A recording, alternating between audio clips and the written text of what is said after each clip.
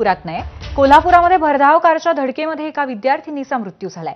कुरुकली भोगावती कॉलेजच्या समोर असलेल्या बस स्टँडवरती ही घटना घडली। या स्टँडजवळ उभ्या असलेल्या 4 विद्यार्थिनींना भरधाव कारनं धडक दिली।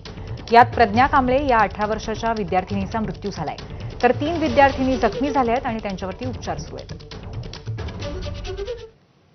या ठिकाणी आपल्या भोगावती महाविद्यालयाच्या रिक्वेस्ट स्टॉपवरती ज्यावेळी मुलींचं कॉलेज सुटते अशा वेळेला एक 4 चाकी घेऊन धावणारी गाडी, त्या गाडीच्या मध्ये आता जस्ट नुसताच ऍक्सिडेंट झाला।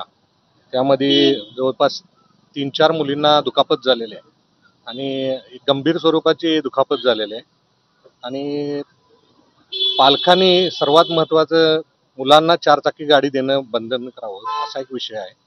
त्याचबरोबर प्रशासनानं बी आपल्या या हायस्कूलला या कॉलेजला जवळपास 3 ते 4 हजार विद्यार्थी आहेत संख्या आहे, त्यामुळं त्या ठिकाणची सुविधा थोडी उपलब्ध करून देणं तितकंच काळाची गरज आहे। यानंतर एक छोटासा ब्रेक पाहत रहा एबीपी माझा।